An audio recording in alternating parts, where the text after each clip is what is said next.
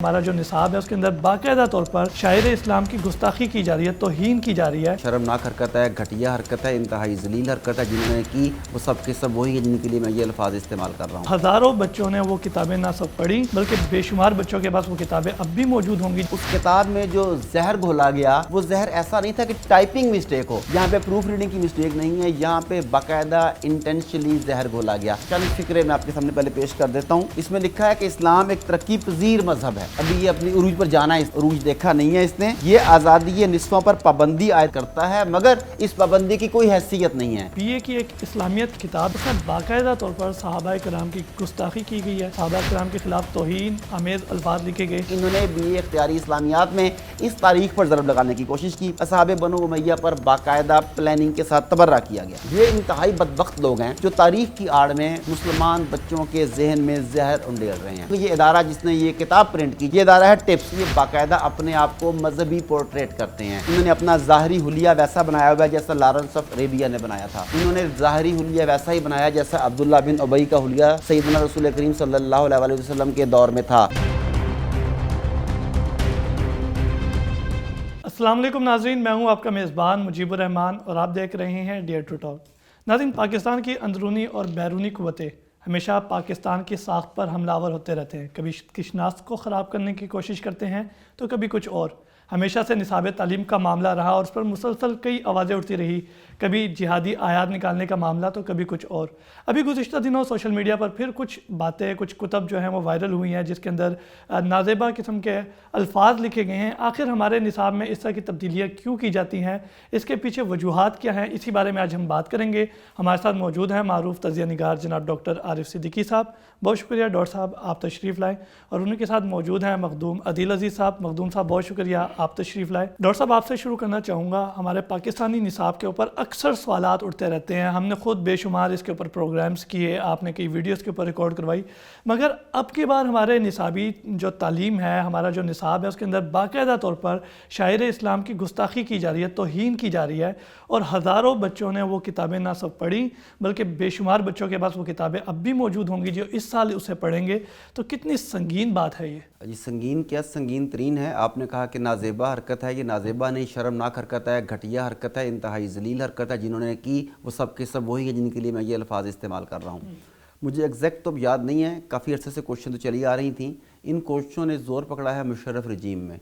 उस वक़्त बहुत ज़्यादा इसके ऊपर ज़ोर व शोर से काम किया गया, NGOs बीच में आई, बैनुल-अक़वामी फंडिंग आई, कुछ उस वक़्त काम हो गया। उस वक़्त के बोए हुए बीज अब तनावर दरख्त बनते चले जा रहे हैं। अब जिस किताब की अभी आप इस वक़्त बात कर रहे हैं, जिसकी तरफ इशारा कर रहे हैं, वो 11वीं जमात की फर्स्ट ईयर की इमरानियात की किताब है। जिस पब्लिशर ने शाया की उसका नाम है खालिद बुक डिपो। और ये कोई छोटा सा बुक डिपो नहीं है, ये इतना बड़ा बुक सेल्स डिपो है कि ये एक वक्त में या शायद अब भी या गुज़िश्ता टाइम में ये अंजुमन ताजरा का बाकायदा प्रेसिडेंट रहा वहाँ का। इसकी गाइड्स यूज़ करते रहे। हाँ, ये मतलब मामूली कुतब खाना नहीं है कि उससे गलती होगी जिसका वसाइल ना हो, प्रूफ रीडिंग ना हो सकती हो। अब उसमें उस किताब में जो जहर घोला गया वो जहर ऐसा नहीं था कि टाइपिंग मिस्टेक हो। देखिए, कुछ चीज़ें होती हैं टाइपिंग मिस्टेक। आपने किसी के नाम के अगर रहमतुल्लाह अलैह लिखना था, आपने रज़ी अल्लाह तआला अन्हु लिख दिया, अलैहिस्सलाम लिख दिया, और बाद में कहते हैं नहीं ये टाइपिंग मिस्टेक हो गई। अगरचे वहाँ भी आपने अपना बुग़्ज़ बातन तो जाहिर कर दिया था, लेकिन आपने चलो कवर कर लिया उसे। यहाँ पर टाइपिंग मिस्टेक नहीं है, यहाँ पे प्रूफ रीडिंग की मिस्टेक नहीं है, यहाँ पे बाकायदा इंटेंशनली जहर घोला गया। चंद फिक्रे मैं आपके सामने पहले पेश कर देता हूँ। वो जी 11वीं जमात की जो इमरानियात की गाइड है, खालिद बुक डिपो की पब्लिश कर दो। इसमें लिखा है कि इस्लाम एक तरक्की पजीर मजहब है। अभी ये अपनी उरूज पर जाना है इसने, अभी ऐसा उरूज देखा नहीं है इसने। ये आज़ादी निस्फों पर पाबंदी आयद करता है मगर इस पाबंदी की कोई हैसियत नहीं है। यानी ये खालिद बुक डिपो वाले जो हैं ये उस तरह के लिबरल हैं जो कहते हैं कि जिसका जिस्म मेरा जिस्म मेरी मर्जी और वगैरह वगैरह वगैरह, ये वो लोग हैं। ये कहते हैं कि मुआशी तरक्की की राह में बड़ी रुकावट इस्लामी हुक्म पर्दा है जो ख्वातीन को मर्दों के शाना बशाना चलने से रोकता है। अब पर्दे के बारे में इनका खबसे बातन भी आपके सामने आ गया, जबकि इसी पर्दे के साथ ग़ज़वा बदर ने ख्वातीन ने वहाँ पर जंग भी लड़ी, पानी भी पिलाया। सैयदा खौला इसी पर्दे के साथ अपने भाई ज़रार बिन अज़वर को दुश्मनों की नरगे से निकाल के भी बाहर लेके आई। इन्हें वो बातें नहीं याद, इन्हें ये पता है कि पर्दे के साथ औरतें मर्दों के शाना बशाना नहीं कर सकती। ये कहते हैं जी कि इस्लाम सूद से मना करता है। ظاہر ہے ہمیں بھی پتہ ہے کہ منع کرتا ہے، مگر آگے یہ اس میں اپنا نقطہ یہ بیان کرتے ہیں کہ مگر آج معیشت سود کے بغیر نہیں چل سکتی.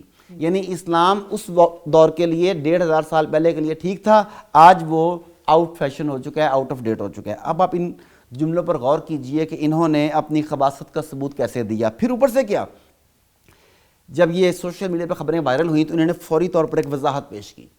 وہ وضاحت یہ تھی کہ یہ کتاب بائی مسٹیک اس میں چیزیں آ گئی تھیں، تو بہت پہلے کی بات ہے، ہم نے اس کا ایکشن بھی لے لیا، ہم نے کتابیں مارکیٹ سے اٹھوا دی، اب یہ کتابیں فروخت بھی نہیں ہو رہی، اور بلکہ یہاں تک کسی جگہ میں نے پڑھا کہ انہوں نے کہا کہ اس کا لکھنے والا مصنف بھی 5 سال پہلے مر چکا ہے، اب ہماری ذمہ داری کوئی نہیں ہے. اچھا، اکثر لوگوں نے یقین کر لیا اس بات پہ.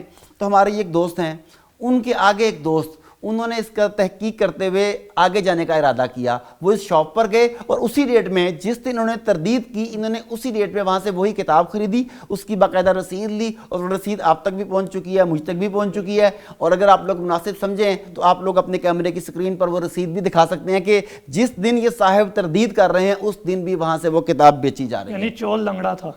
ہاں، اب یہ گائیڈز دیکھیں ہزاروں کی تعداد میں، بعض اوقات لاکھوں کی تعداد میں چھپتی ہے. پاکستان کا بچہ انہیں پڑھتا ہے. ہر وہ آدمی جو فرسٹ ایئر میں جا رہا ہے، ہر دوسرا بچہ تو کم از کم پڑھ رہا ہے نا اسے. کتنے بچے ہیں، کس طریقے سے ہم لوگوں کی ذہن سازی کر رہے ہیں، کس طریقے سے بیرونی ایجنڈے کو اپنے چند ٹکوں کی خاطر، چند روپوں کی خاطر ہماری نوجوان نسل کے اندر انڈیل رہے ہیں. اب جتنی مرضی معافی مانگے کہ پروف ریڈنگ نہیں تھی. آپ مجھے خود بتائیں عدیل صاحب، آپ مجھے بتائیں کیا یہ پروف ریڈنگ کی غلطی تھی؟ پروف ریڈنگ کی غلطی ہوتی ہے ٹائپنگ مسٹیک، کوئی گرامیٹیکل مسٹیک ہو گئی. یہ پروف ریڈنگ کی غلطی کیسے ہو سکتی ہے؟ یہ تو پورے کا پورا خب سے بات ہے نا. یہ تو میں سمجھتا ہوں کہ اس وقت گورنمنٹ کو چاہیے، تمام اسلامی این جی اوز کو، اسلامی اداروں کو، اسلامی مدارس کو چاہیے کہ باقاعدہ اس کے اوپر کیس کریں، اسے سو کریں، اسے ایسا ایک مثال عبرت کی ایسی مثال بنا دیں کہ دوبارہ کوئی بھی پبلشر ایسی حرکت کرنے سے پہلے 1000 دفعہ سوچے. بالکل ٹھیک. مخدوم صاحب، ڈاکٹر صاحب کی بات کو آگے لے کے چلیں گے. آج تک تو ویسے کسی کو مثال نہیں بنایا گیا، تو آگے ہم امید کر سکتے ہیں کہ شاید کوئی بن جائے. لیکن تعلیمی نصاب کے اندر اس طرح کی غلطیاں یا انٹینشنلی اس طرح کی حرکتیں آپ کس نظر سے اسے دیکھتے ہیں؟ دیکھیں، خالد بک ڈیپو ایک بڑا معتبر نام ہے علمی حلقے میں، کتب فروش حلقے میں، اور خاص کر جو ان کی گائیڈز ہیں وہ ہم سب بھی پڑھ کے. میں ایڈ کر دوں ساتھ، کتب فروش سے یاد آیا، اب ساتھ دین فروش بھی لگایا کریں. جی، دین فروش، علم فروش بھی لگا دیتے ہیں ہم ساتھ. کتب فروش، دین فروش، اب زیادہ کر دیں. ہاں جی. لیکن ایک معتبر نام ہے، ہم سب نے ان کی گائیڈز پڑھ کے پاس ہوئے. وہ پائلٹ A1 بھی شاید انہی کی ہوا کرتی تھی، اس لیے آپ تعلیم میں کمزور رہے ہو اب تک. گائیڈز نہیں پڑھنی چاہیے.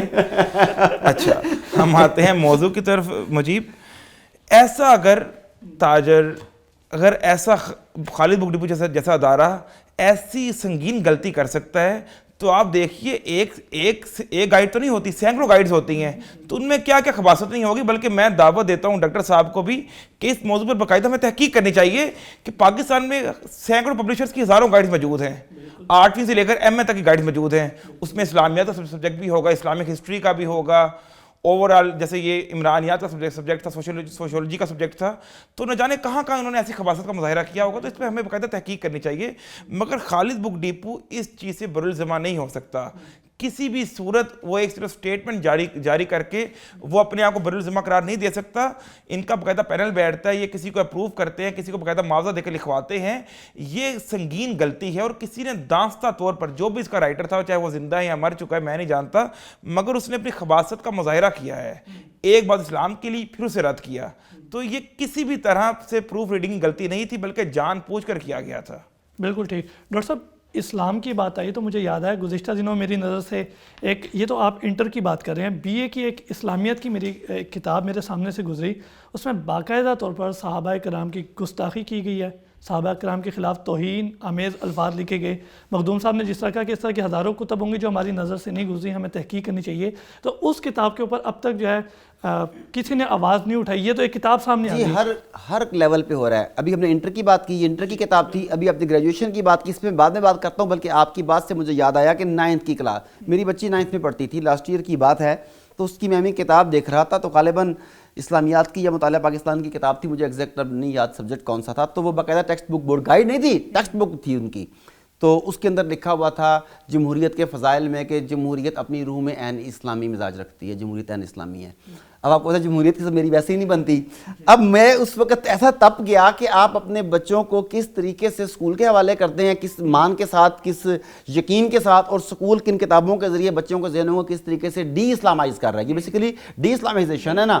تو جیسے بچہ سمجھدار ہونے لگتا ہے 8ویں 9ویں 10ویں کلاس، وہاں پہ یہ چیز شروع ہو گیا کہ آپ کو جمہوریت نظام باطل کی پوجا کرنا سکھایا گیا. آپ آگے آئے 11th میں آپ کو بتایا گیا کہ اسلام جو ہے وہ ترقی پذیر ملک ہے، ابھی تو ترقی نہیں کر سکا، وہ آزادی نسبت پر پابندی عائد کرتا ہے، معاشی ترقی میں رکاوٹ ڈالتا ہے، عورت مرد کو ترقی کرنے سے روکتا ہے. اب وہ پچھلی بات جو تھی اس پہ پختہ ضرب ایک اور لگائی گئی کہ اگر آپ نے ترقی کرنی ہے تو آپ کو اسلام کی راہ کو چھوڑ کر جمہوریت کی راہ اپنانی پڑے گی. اس کے بعد اب بچہ کر کے آگے پہنچا بی اے میں. اسے میرے جیسے کچھ لوگوں نے بتایا جنہوں نے مائی ہیروز کی سیریز تیار کی ہوئی ہیں، صحابہ کرام کی سیریز تیار کی ہوئی ہیں، نامور مسلمان حکمرانوں کی سیریز تیار کی ہوئی ہیں. انہوں نے کچھ ایسی ویڈیوز دیکھی ہوں گی ہمارے جیسوں کی، کچھ کتابیں پڑھی ہوں گی. اس کے ذہن میں تھا کہ اسلام کی تاریخ بڑی شاندار ہے، اسلام کی تاریخ پر فخر کرنا چاہیے، اسلام کی تاریخ دنیا کی بہترین تاریخ ہے. اب انہوں نے کیا کیا کہ انہوں نے بی اے اختیاری اسلامیات میں اس تاریخ پر ضرب لگانے کی کوشش کی. کیا کیا گیا؟ اصحاب بنو امیہ پر باقاعدہ پلاننگ کے ساتھ تبرہ کیا گیا. تاریخ پڑھانے کی آڑ میں خلیفہ راشد امیر المومنین سیدنا معاویہ پر تبرہ کیا جاتا رہا. اچھا، کچھ لوگ انہیں خلیفہ راشد کہتے ہیں، کچھ نہیں کہتے، doesn't matter, this is not the debate. آپ انہیں نا خلیفہ کہیں، آپ انہیں امیر معاویہ رسول پاک صلی اللہ علیہ وسلم کے ساتھ ان کی نسبت دیکھیں، ان کی خلافت دیکھیں، ان کی امارت کہتے ہیں تو ان کی امارت دیکھ لیں. آپ اپنی ہستی دیکھیں کہ آپ کی ہستی کیا ہے اور آپ کو ان پر تبرہ کرنے کا حق کس نے دیا. یہ انتہائی بدبخت لوگ ہیں جو تاریخ کی آڑ میں مسلمان بچوں کے ذہن میں زہر انڈیل رہے ہیں. اب بتاتا چلوں کہ یہ ادارہ جس نے یہ کتاب پرنٹ کی، جس کی ابھی ہم بات کر رہے ہیں، یہ گریجویشن والی بی اے والی کتاب، یہ ادارہ ہے ٹپس، TIPS. تو وہ میں نے کہا یہ ٹپس کیا لکھ لوں گے کیا ہے، تو یہ ٹوٹل انفارمیشن پیپر سولوشن. اب یہ ٹپس نامی ادارہ جس نے یہ گائیڈ شائع کی، یہ باقاعدہ اپنے آپ کو مذہبی پورٹریٹ کرتے ہیں. انہوں نے اپنا ظاہری حلیہ ویسا بنایا ہوا ہے جیسا لارنس آف عربیہ نے بنایا تھا. انہوں نے ظاہری حلیہ ویسا ہی بنایا جیسا عبداللہ بن ابی کا حلیہ سیدنا رسول کریم صلی اللہ علیہ وسلم کے دور میں تھا. یہ اسی طرح کے حلیے میں کام کرتے ہیں، اسی طرح کے حلیے میں نقب لگاتے ہیں، اسی طرح کے حلیے میں مسلمانوں کے ذہنوں کو داغدار کرتے ہیں. کہتے ہیں ہم معیار تعلیم کے لیے کام کر رہے ہیں. یہ معیار تعلیم کے لیے نہیں، یہ زوال تعلیم کے لیے کام کر رہے ہیں. جب آبجیکشنز آتے ہیں تو یہ کہتے ہیں کہ مسٹیک ہو گئی، آئندہ ایڈیشن میں یہ نہیں ہوگا. بھئی اس سے پہلے کہ تم زہر گھول چکے اس کا حل کیا ہوگا؟ تم میرے پاس آؤ، کسی ڈاکٹر کے پاس جاؤ، وہ تمہیں زہر کا انجیکشن لگا دے اور بعد میں کہ سوری مسٹیک ہو گئی. بالکل، یہ کون سی مسٹیک ہو گئی؟ اس کا مطلب ہے کہ تمہیں اس بات کا حق ہی نہیں ہے. مسٹیک ہو گئی تھی، یہ ادارہ سیل کر دینا چاہیے تھا. مسٹیک ہو گئی تھی، اس ادارے کو دوبارہ سے کسی بھی کتاب کو پرنٹ کرنے کا، پبلش کرنے کا، سیل کرنے کا اختیار نہیں ہونا چاہیے تھا. آئی ڈونٹ نو گورنمنٹ کہاں پہ. بالکل ایسا ہی ہے. مخدوم صاحب، بی اے کرنے والے 95% بچے ٹپس یوز کرتے ہیں، اور ٹپس جیسی کتاب میں اس طرح کے الفاظ، اس طرح کے تاریخ کے اندر رد و بدل، آپ کیا کہیں گے اس بارے میں؟ دیکھیں، جیسے ڈاکٹر صاحب نے، اللہ تعالیٰ نے جزائے خیر عطا فرمائے، جس طرح سے اصحاب بنو امیہ پر تبرہ کیا جاتا ہے، آپ دیکھیں ان کی تنگ نظری کہ اب یہ تبرہ درسی کتابوں میں کیا جا رہا ہے اور تاریخ کی آڑ میں چھپ کر کیا جا رہا ہے. آپ نے ٹپس کی مثال دی، میں نے وہ عبارات دیکھی ہیں، پڑھی ہیں. دانستہ طور پر سرہی گستاخی کی گئی ہے جس پہ 295A کم سے کم لاگو ہونا چاہیے ان پر، اور انشاءاللہ اس حوالے سے ہم کاوش اپنی کریں گے انشاءاللہ. مگر اس کے ساتھ ساتھ مجھے یاد ہے کہ میری میٹرک میں جو انگلش کی بکس تھیں یا اردو کی بکس تھیں یا انٹر میں، کہیں پہ بھی حضرت معاویہ کا نام آتا تھا نا تو ساتھ رضی اللہ تعالیٰ عنہ نہیں لکھا ہوتا، کہیں بھی نہیں لکھا ہوتا. میں پنجاب ٹیکسٹ بک بورڈ کی بات کر رہا ہوں یہاں پر، خالد بک ڈیپو ٹپس کی بات نہیں کر رہا. پنجاب ٹیکسٹ بک بورڈ اپنی درسی کتب میں، چاہے وہ 12ویں کی ہوں، چاہے وہ 10ویں کی ہوں، چاہے وہ دیگر کتب ہوں، ان میں سیدنا معاویہ کے ساتھ رضی اللہ تعالیٰ عنہ نہیں لگاتا، جبکہ باقی دیگر جو صحابہ کرام ہیں، صحابہ رسول ہیں، ان کے نام کے ساتھ رضی اللہ تعالیٰ عنہ لگایا جاتا ہے. تو اس بات پر ہم پنجاب ٹیکسٹ بک بورڈ کو وان کرتے ہیں کہ تمام صحابہ رسول جو ہیں وہ ہماری آنکھوں کی ٹھنڈک ہے، ہماری آنکھوں کا تارہ ہے، ہمارے ایمان کا حصہ ہے. کسی ایک صحابی رسول کی شان میں بھی گستاخی، ہم چاہے وہ ذرا برابر بھی کیوں نہ ہو، ہم برداشت نہیں کریں گے، اور انشاءاللہ اس حوالے سے ہم لاہ عمل بنائیں گے. اور خاص کر آپ نے جو ٹپس کی بات کی، دیکھیں ایسی داڑھی کا، ایسے علماء کا، ایسے مذہبی ذہنیت رکھنے کا کیا فائدہ جب آپ چند پیسوں کی خاطر کتب فروش بن کے، علم فروش بن کر آپ ایسا مواد بیچ رہے ہو کہ اگر کسی بچے نے پڑھا اور اس کو اتنا نالج نہ ہوا دین کا، اور واقعتاً بچوں کو دین کا نالج آج کل نہیں ہوتا، اسلامی ہسٹری کا انہیں نہیں علم، نہیں معلوم، اور اس نے اگر سیدنا معاویہ کو غلط سمجھا نعوذ باللہ, یا ان کی شخصیت کو غلط جانا, یا ان پر تبرہ کرنا شروع کر دیا, تو اس کا ذمہ دار کون ہوگا؟ بالکل ٹھیک. ڈاکٹر صاحب, ماضی میں بھی نصاب تبدیل ہونے کی کوششیں ہوتی رہی ہیں. ایک ہماری وزیر تعلیم بھی رہی ہیں زبیدہ جلال, بڑی چہتی تھی, مشرف کی بہت چہتی تھی, بالکل بہت لاڈلی تھی. بالکل, انہوں نے بھی اس حوالے سے کوشش کی. لیبرل تو بار بار اس کوشش میں لگے رہتے ہیں کہ کسی طریقے سے اس کو مکمل ہی تبدیل کر دیا جائے. تو آخر انہیں ہمارے نصاب تعلیم سے مسئلہ کیا ہے؟ دیکھیں, آپ کا نصاب تعلیم آپ کو غیرت سکھاتا ہے, وہ آپ کو بغیرتی سکھانا چاہتے ہیں. آپ کا نصاب تعلیم آپ کو ڈٹ جانا سکھاتا ہے, وہ آپ کو جھک جانا سکھانا چاہتے ہیں. آپ کو یاد ہوگا کہ جب افغانستان میں طالبان کی جو موجودہ امارت اسلامیہ ہے, انہوں نے جب شمالی اتحاد گروپ جو تھا وادی پنجشیر اسے کنکر کیا, تو میں نے ایک دلچسپ فکرہ اس وقت بولا تھا کہ وادی پنجشیر آج تک ناقابل تسخیر رہی احمد شاہ مسعود کے دور تک. اس کے بعد اس کا بیٹا, اس کا نام بھی احمد شاہ مسعود ہی ہے, جب وہ آیا تو یہ تسخیر ہوگی. اس کی وجہ کیا تھی؟ تو آپ نے پوچھا کیا وجہ ہے, تو میں نے آپ ہی کو جواب دیا. میں نے کہا تھا کہ وجہ یہ ہے کہ احمد شاہ مسعود کا بیٹا احمد مسعود برطانیہ سے پڑھ کے آیا, جبکہ احمد شاہ مسعود کسی بیرونی ملک میں جا کے پڑھ کر نہیں آیا تھا. یہ جھکنا سکھاتے ہیں, سرنڈر کرنا سکھاتے ہیں. تو آپ کے نصاب تعلیم میں تبدیلیاں اس لیے کی جاتی ہیں کہ آپ اپنی اقدار کو, اپنی بنیاد کو, اپنی اساس کو بھول جائیں. 9/11 کے فوراً بعد جب امریکہ نے فون کال کی اور ہمارے کمانڈو صاحب جو ہے وہ گھٹنے ٹیکنے پر مجبور ہو گئے, تو اس کے بعد تبدیلیوں کی ایک لہر آئی, جس میں انہوں نے میراتھن ریس بھی کروائی, مردوں اور عورتوں کو اکٹھا نکریں پہنا کے انہوں نے سڑک پہ دوڑوایا. ٹھیک ہے, اپنے پریزیڈنٹ ہاؤس میں وہ دوڑواتے, اپنی ماں بہنوں کو ہمیں اس سے کوئی غرض نہیں تھی, ان کا کلچر ہے یہ, لیکن یہ میرا اور آپ کا کلچر تو نہیں تھا. انہوں نے اس کلچر کو ہمارے پر تھوپنے کی کوشش کی. جب لوگوں نے اسے روکنے کے لیے ڈنڈے پکڑے, سڑکوں پر آ گئے, انہوں نے کہا نصاب بدلو, نصاب بدلو, تاکہ لوگوں کے ذہن سے وہ اقدار ہی نکل جائیں, وہ ویلیوز ہی نکل جائیں. اب پھر نصاب بدلنے کا عمل اس 9/11 کے فوراً بعد سے شروع ہوا. انہوں نے نصاب میں تبدیلیاں کرنے کا مکمل فیصلہ کر لیا. گورنمنٹ کے جو کنٹرول اتنا زیادہ تھا کہ کوئی بھی اس فیصلے کے خلاف بول نہیں پاتا تھا, اور جنرل صاحب نے ٹوٹل اتھارٹی زبیدہ جلال کو دی ہوئی تھی, اور اس کا دماغ وہ 7ویں آسمان پر تھا, وہ کسی کی بات نہیں سنتی تھی, اپنے آپ کو حرف آخر سمجھتی تھی.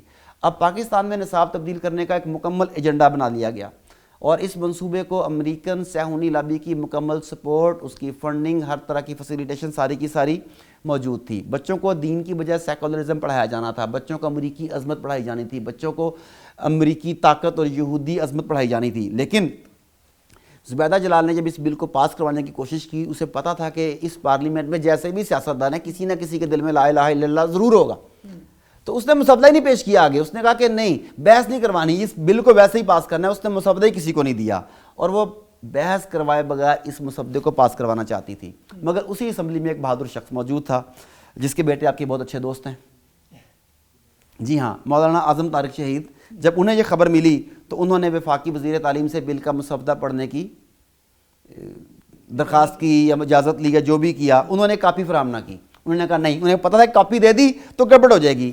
اس پر یہ ہوا کہ جس دن یہ بل پیش ہونا تھا, اس دن پارلیمنٹ میں مولانا اعظم طارق آگے بڑھے, جھپٹ کے اس کے ہاتھ سے مسودہ چھینا, اس کے ٹکڑے ٹکڑے کر کے پارلیمنٹ میں پھینک دیا, اور اس انداز میں طاغوت کو للکارا کہ اس کے بعد کسی کو ایسے نہیں آتے. بے شک اس وقت مولانا صاحب حکومتی اتحاد کا حصہ تھے, لیکن ان کے اندر حکومتی اتحاد, اپنی کرسی, اپنی مراعات, اپنا عہدہ, اپنا روب داب, اس سب سے زیادہ حب رسول موجود تھی. اسلام کی عظمت کا جو ان کے اندر کھونٹا گڑا گیا تھا نا, وہ زیادہ مضبوط تھا. انہوں نے ان تمام چیزوں کا بالائے طاق رکھا, اس بل کو پھاڑ دیا. یہی وجہ تھی کہ پھر انہیں شہید بھی کر دیا گیا. بالکل ٹھیک. مگر ڈاکٹر صاحب, آپ یہ تو مانتے ہیں نا کہ ہمارا جو نصاب تعلیم ہے وہ آؤٹ ڈیٹڈ ہے, نہ تو یہ ہمیں اچھا انسان بنا رہا ہے, نہ یہ ہمیں اچھا مسلمان بنا رہا ہے. تو تعلیم کا جو یہ معیار ہے, نصاب تعلیم جو ہمارا ہے, اس کو کس طرح سے مؤثر اور بہتر بنایا جا سکتا ہے؟ دیکھیں, آؤٹ ڈیٹڈ کی جہاں تک بات ہے, آپ مجھے دنیا میں کسی ایک ملک کا, کسی ایک یونیورسٹی کا سلیبس یہ کہہ کے دے دیں کہ یہ ٹوٹل اپ ٹو ڈیٹ ہے. جب سیدنا رسول کریم صلی اللہ علیہ وسلم کہتے ہیں کہ خسارے میں ہے وہ شخص جس کا آج گزرے ہوئے کل سے بہتر نہیں, تو وہ continuous personal development, continuous self development کی بات کر رہے ہوتے ہیں کہ جو آپ نے کل سیکھا تھا وہ کل کے لیے تھا, آج کے لیے آگے چلو. تو جو نصاب مرتب کیا گیا تھا کل, وہ کل کے لیے تھا. جو آج صبح نیا نصاب بنایا گیا, وہ آج صبح کے لیے, آج کے حالات بدل چکے ہیں, آپ کو نئے سرے سے دیکھنا پڑے گا. تو یہ آؤٹ ڈیٹڈ والی بات اس سینس میں دیکھی جائے تو دنیا میں کسی بھی یونیورسٹی کا, کسی بھی معاشرے کا نصاب مکمل اپ ٹو ڈیٹ نہیں ہے. لیکن اگر دیکھا جائے کہ پاکستان میں آج بھی لارڈ میکالے کا نظام اور اسی کے دور کا مرتب کیا ہوا بیشتر نصاب چل رہا ہے, اس حد تک دیکھا جائے تو آپ کی بات درست ہے. تبدیلی کی گنجائش ہمیشہ ہوتی ہے، لیکن تبدیلی بہتری کی طرف جانی چاہیے، نہ کہ تنزلی کی طرف جانی چاہیے۔ آپ اپنے سلیبس میں، اپنی کتابوں میں برطانوی صلیبیوں کے، ان کے نائٹس کے قصے سنانے کی بجائے، امریکی عظمت کا بتانے کی بجائے آپ کے اپنے اسلامی جرنیل کا کم ہے جنہیں آپ ان کی عظمت نہیں بتا سکتے، ان کی بہادری نہیں بتا سکتے۔ آپ اگر نظام عدل کی بات کرتے ہیں، برطانیہ کا نظام عدل جو پڑھاتے ہیں، کیا خلافت راشدہ کا نظام عدل آپ بھول گئے ہیں؟ کیا سیدنا فاروق اعظم رضی اللہ تعالیٰ عنہ کا عدل جس کی بنیاد پر انہیں فاروق قرار دیا گیا، آپ وہ بھول گئے ہیں؟ کیا آپ سیدنا علی رضی اللہ تعالیٰ عنہ کا قاضی القضات کے عہدے کو کس طرح انہوں نے نبھایا، کیا یہ چیزیں آپ بھول گئے ہیں؟ آپ آج بتاتے ہیں کہ نیوٹن نے یہ کہا، آج آپ بتاتے ہیں کہ بل گیٹس نے اپنی چیریٹی اتنی کر دی، آج آپ کہتے ہیں مارک زکربرگ نے بیٹی کی پیدائش پر یہ کر دیا، تو آپ کو سیدنا عبد الرحمن بن عوف نہیں یاد؟ آپ کو سیدنا عثمان غنی رضی اللہ تعالیٰ عنہ نہیں یاد؟ آپ کے پاس بتانے کے لیے بہت بہتر ایگزامپلز موجود ہیں۔ اگر نصاب تبدیل کرنا ہے تو ایکچولی نصاب یہ تبدیل کرنا ہے کہ اسلام کے ریئل ہیروز کو، اسلام کی ریئل سپرٹ کو، اسلام جو چاہتا ہے اس چیز کو سائنس میں ایڈ کریں، میتھ میں ایڈ کریں۔ اسلام ان سے نہیں روکتا، ہر ٹاپک میں سے ایڈ کریں اور پھر دیکھیں کہ مسلمان کیسے اپنا عروج پاتے ہیں۔ بالکل ٹھیک ڈاکٹر صاحب۔ مخدوم صاحب آپ کیا کہتے ہیں اس بارے میں؟ دیکھیں، پہلے میں اس بات پہ ایڈ کرنا چاہوں گا، زبیدہ جلال کا اگر خدا نہ خواستہ وہ بل پیش ہو جاتا اور اسمبلی میں سے منظور ہو جاتا تو اس بات کو ہو گئے 21 سال، 2002 کی بات ہے، غالباً 2002 یا 2003 کے اوائل کی بات ہے۔ تو آج ایک پوری نسل پاکستان میں ایسی جوان ہو چکی ہونی تھی جس کی اقدار ہی سیکولر ہونی تھی، جو بالکل مذہب سے بیگانہ ہوتی، کیونکہ اس بل میں سیکولرزم تھا، اس بل میں سیکس ایجوکیشن تھی، اس بل میں مخلوط تعلیم کا ماحول بنانا تھا، اس بل میں جو لڑکا لڑکی میں ایک فطری جھجک ہوتی ہے اس کو ختم کرنا اس کا مقصد تھا۔ تو اللہ تعالیٰ شہید اعظم مولانا اعظم طارق شہید رحمۃ اللہ علیہ کو ان کے درجات بلند فرمائے، یہ انہی کی کاوش تھی، اور ایسی جرت صرف وہی کر سکتے تھے، کیونکہ آپ کو یاد ہوگا اس وقت ایم ایم اے کے غالباً 60 کے قریب ایم این اے موجود تھے، جو قائد حزب اختلاف تھے وہ 23 لاکھ یا 5 لاکھ علماء کا جو سرتاج ہیں مولانا فضل الرحمان وہ تھے، مگر پوری اسمبلی میں کسی کی ہمت نہیں ہوئی، کسی کی جرت نہیں ہوئی کہ مشرف کی چہیتی وزیر زبیدہ جلال کو روکے، اور نہ صرف مولانا اعظم طارق نے روکا تھا بلکہ اسے دھمکی دی تھی کہ اگر یہ بل پاس ہوا تو جائے گی اس جہاں سے۔ تو اس کے بعد 21 سال ہو گئے، 22 سال ہو گئے، کسی کو بل پاس کرنے کی جرت نہیں ہوئی، کسی لبرل نے آج تک نام بھی نہیں لیا۔ جہاں تک نظام تعلیم آؤٹ ڈیٹڈ ہونے کی بات ہے تو میرے خیال میں یہ یقیناً کچھ آؤٹ ڈیٹڈ ہے، کیونکہ اس کی بنیاد کیا ہے؟ اچھا، جہاں پہ آؤٹ ڈیٹڈ کی ہم بات کرتے ہیں وہاں پہ لبرل یہ سوچتے ہیں، یہ اخذ کرتے ہیں کہ ہماری مراد شاید نعوذ باللہ من ذالک قرآنی آیات یا ایسے اسلامی واقعات ہیں کہ ہر چیز میں، اردو ادب میں بھی اسلامی واقعات ہیں، انگلش لٹریچر میں بھی اسلامی واقعات ہیں۔ نہیں، ہماری یہاں سے مراد ہے رٹا سسٹم۔ اسکول میں ٹیچر اس لیے بھرتی ہوتے ہیں کہ سرکاری نوکری مل جائے گی، کچھ کام نہیں کرنا پڑے گا، یہ پرسپیکٹیو ہے ہمارا، یہ قومی المیہ ہے ہمارا۔ پھر ہمارا نظام تعلیم دیکھیں وہ کس حد تک بسیدہ ہو چکا ہے، گوسٹ اسکول ہزاروں ہیں پاکستان میں، ہزاروں اسکولز میں واش روم تک کی سہولت موجود نہیں ہے، تو بچہ واقعتاً ہم صحیح انسان نہیں بنا پا رہے۔ مگر جہاں تک نصاب کی بات ہے، اسلامی نصاب کی بات ہے، وہ منوان ایسے رہنا چاہیے، بلکہ ڈاکٹر صاحب کی بات کو میں سیکنڈ کروں گا، اس میں اضافہ ہونا چاہیے کہ بنسبت یہ کہ ہم یورپی نائٹس اور ٹیمپلرز کی کہانیاں پڑھیں، ہم اپنے اسلامی جرنیلوں کی کہانیاں کیوں نہ پڑھیں؟ مگر اس کے ساتھ ساتھ اسلامی جو تعلیمی نظام ہے اس میں بھرپور تبدیلی گنجائش موجود ہے، اور تبدیلی کی گنجائش ہمیشہ رہتی ہے۔ بالکل ٹھیک ڈاکٹر صاحب۔ عمران خان صاحب نے بھی اپنے دور حکومت میں یکساں نصاب تعلیم کا ایک نعرہ لگایا، اس سے پہلے بھی لگایا، پھر جب حکومت میں آئے تو اسے نافذ بھی کروایا، لیکن اس پر عمل درآمد نہیں ہو سکا۔ تو قوم کے بچوں کے لیے الگ الگ نظام تعلیم کیوں؟ دیکھیں، جہاں تک آپ نے خان صاحب پہ الزام لگانے کی کوشش کی ہے، اکیلے خان صاحب کے اوپر، یاد رکھیے کہ تمام کے تمام حکمران اسی تھیلی کے چٹے بٹے ہیں، اور خان صاحب تو خود یہ بات کہہ چکے ہیں کہ الیکشن سے پہلے کیے ہوئے وعدے گرل فرینڈ سے کیے ہوئے وعدے ہوتے ہیں۔ اس کے باوجود اگر آپ ان وعدوں کے پورا ہونے کی توقع رکھتے ہیں تو پھر اسے میں آپ کی سادگی ہی کہہ سکتا ہوں، اور تو کچھ نہیں کہہ سکتا۔ خان صاحب کے دیگر بے شمار اعلانات کی طرح یہ اعلان بھی صرف اعلان ہی رہا۔ میں جب یہ تو خیر جب حکومت میں آنے کے بعد کی بات ہے، میں حکومت میں آنے سے پہلے کی بات کرتا ہوں، جب وہ کنٹینر پہ چڑھ کے سیاست کیا کرتے تھے اس وقت بھی وہ یکساں نظام تعلیم کی بات کیا کرتے تھے۔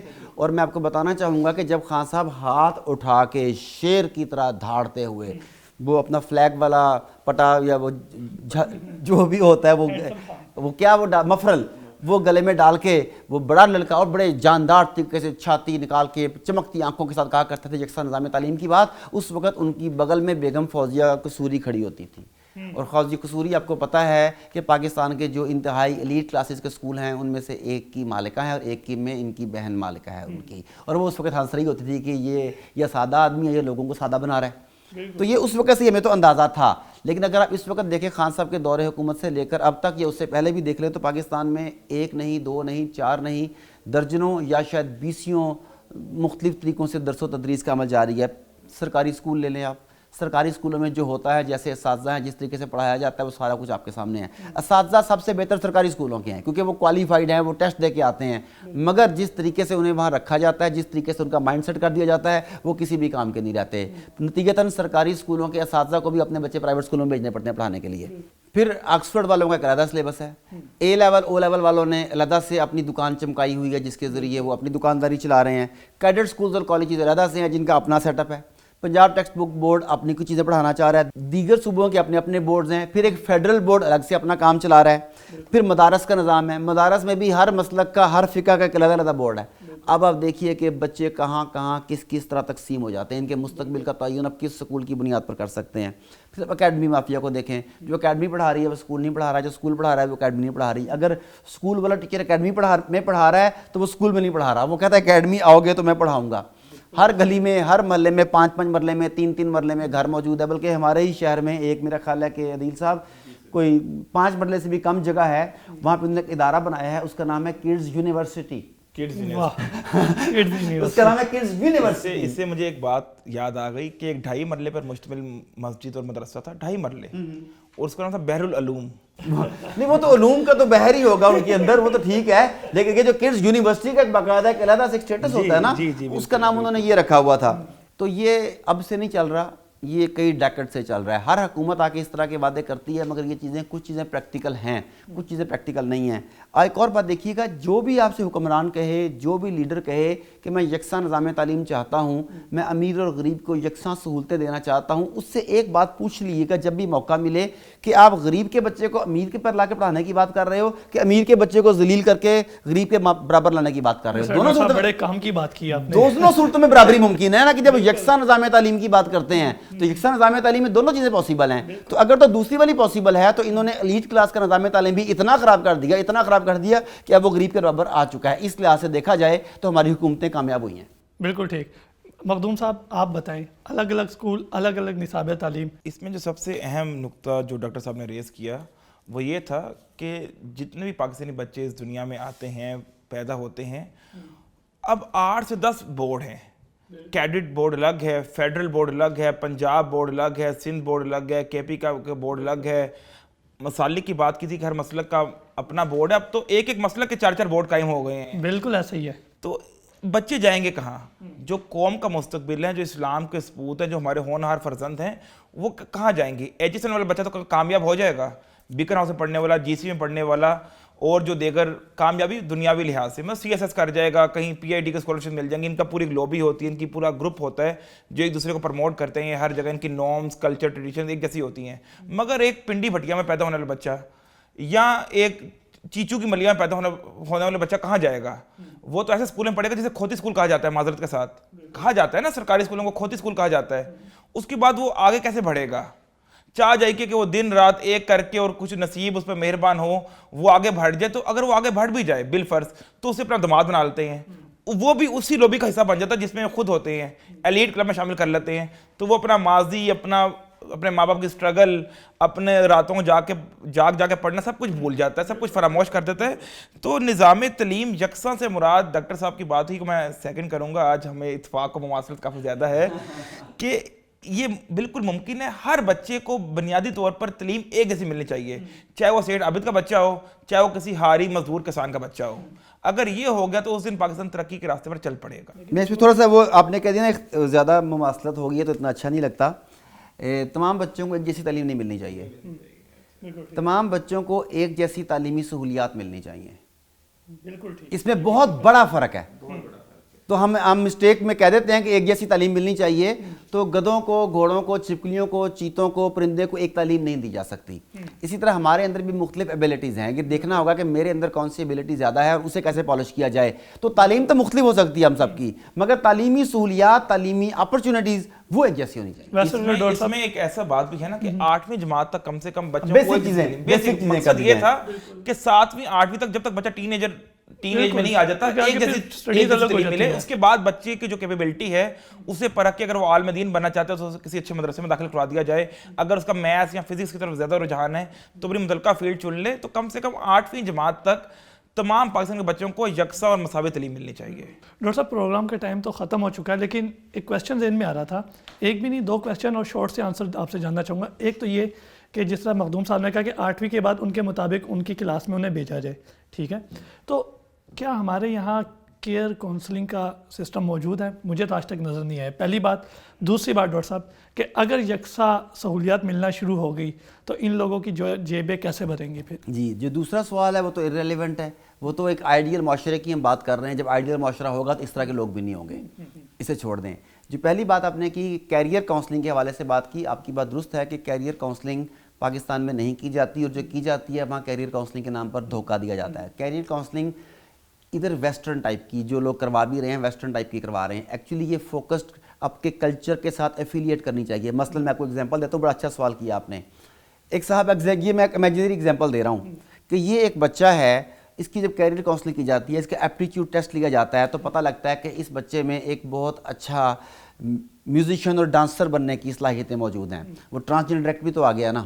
اچھا, وہ کہتے ہیں کہ اس بچے میں یہ صلاحیتیں موجود ہیں کہ یہ ناچ گانے میں وہ ٹیسٹ کہتا ہے کہ بڑا عبور حاصل کر سکتا ہے, اور اس کا والد جو ہے وہ ایک امام مسجد ہے.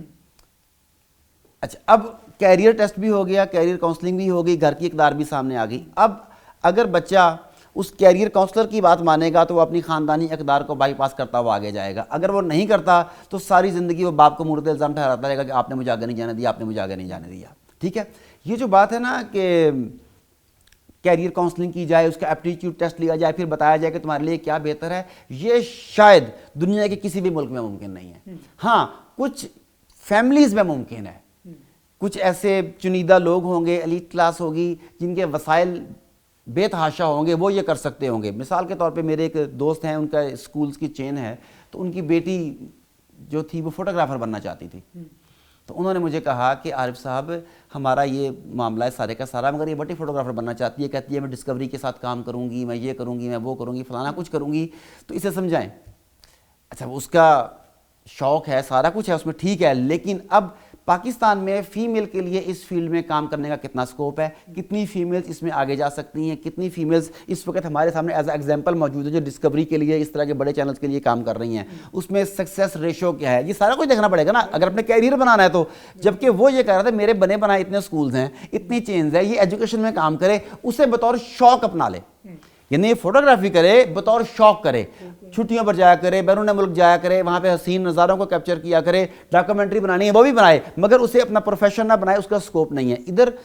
ادھر ہی نہیں, دنیا کے ہر ملک میں اس طرح کی تمام چیزوں کو دیکھا جاتا ہے. تو کیریئر کاؤنسلنگ کے نام پر پاکستان میں دھوکہ ہوتا ہے. ہم نے پیرنٹس کو یہ بھی بتانا ہے کہ اس دھوکے سے بچ جائیے گا. بالکل ٹھیک, بہت شکریہ ڈاکٹر صاحب, آپ نے اپنا قیمتی وقت دیا. مخدوم صاحب آپ کا بہت شکریہ, آپ نے اپنا قیمتی وقت دیا. ناظرین, یہ تھا آج کا پروگرام جس میں ہم نے نصاب تعلیم کے حوالے سے بات کی اور اس میں بہتری کیسے لائی جا سکتی ہے اس حوالے سے بھی بات کی. آپ اپنے نصاب کو بغور دیکھا کریں, اس کا جائزہ لیا کریں. کہیں بھی کوئی اس طرح کا مواد آپ کے سامنے آئے تو اس پر اپنی آواز ضرور بلند کیا کریں, کیونکہ سوشل میڈیا کا دور ہے اور اب آوازیں دبتی نہیں. اپنے میزبان مجیب الرحمان اور ڈیئر ٹو ٹاک کی پوری ٹیم کو اجازت دیجیے. اللہ نگہبان.